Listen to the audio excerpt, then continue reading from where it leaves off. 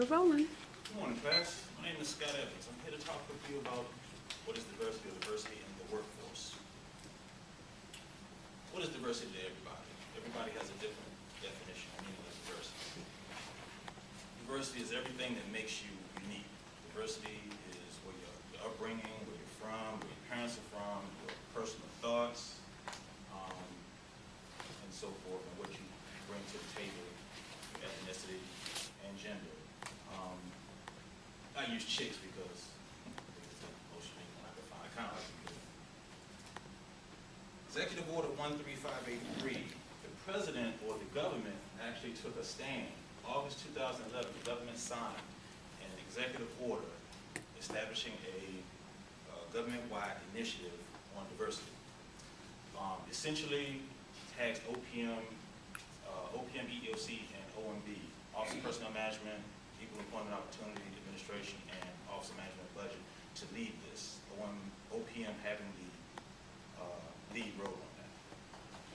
What does this mean to you? College graduates or college students and recent graduates specifically. There's a program, and you all probably are familiar with it. It's called Pathways. The Pathways program keys in on the diversity of our youth in schools. Diversity landscape has changed dramatically over the years.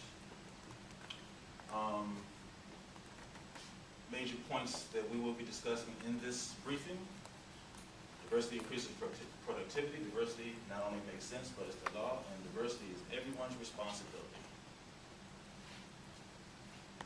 Why I chose diversity? I'm a government employee, been in the government a little over 20 years. Over half of that time I spent in the Equal Employment Opportunity and Diversity and Inclusion field. So I'm very, very knowledgeable on the subject. I work in 4 or 5 different organizations: DOD, Department of Veteran Affairs, and now the National Credit Union Administration, the institution that regulates, monitors, and charges credit unions, just like FDIC and banks. Getting to it, because of the executive order, basically, I guess to say it in a nutshell, the government, each organization were doing their own thing. So some organizations were doing good in terms of diversity, some organizations were not. How do you know when an organization is doing good? The government has a benchmark. The Census Bureau, U.S. Census Bureau establishes a baseline, so to say. So they take all the government employees, all of the organizations, and they rank them out by ethnicity and gender. And what the average employer is doing is basically the benchmark for everyone.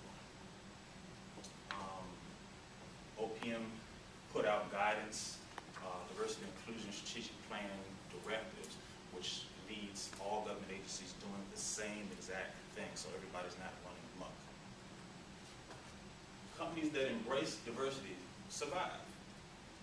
How many organizations would you, or let's say, take McDonald's. If you went into McDonald's, let's say you were in a foreign land.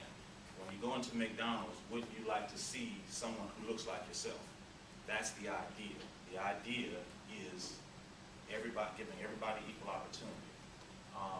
Some of those may look familiar to you, some of them not. I looked at a couple of them have gone out of business, and I tried to find whether it was because of diversity, but I couldn't.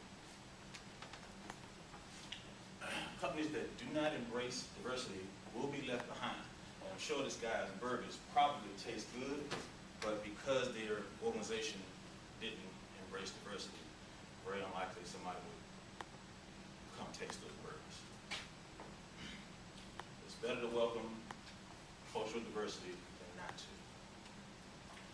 Diversity is just the right thing to do.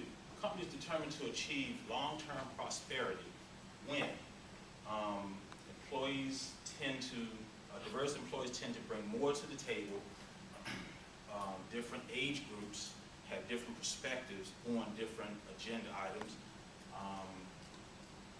A lot of things come from diversity. Employees are happy. Again, everything is not roses with bringing diversity to the workforce, because when I came into the workforce, it just looked a lot different. The face of the workforce is very different. Not telling my age, but I've been around for a while.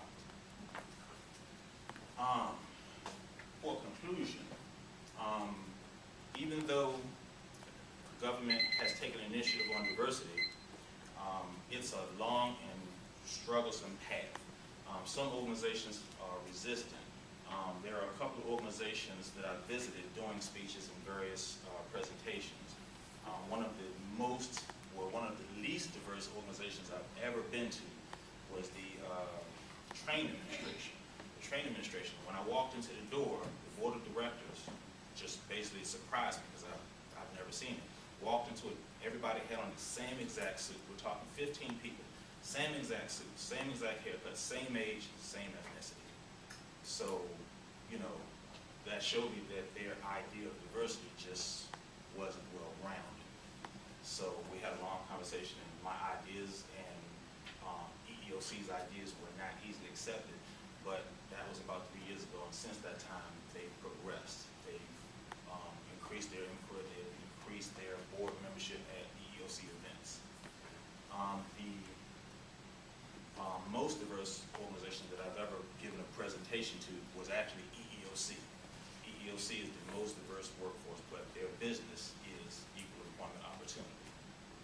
So with that said, I'll tie it up. Any questions?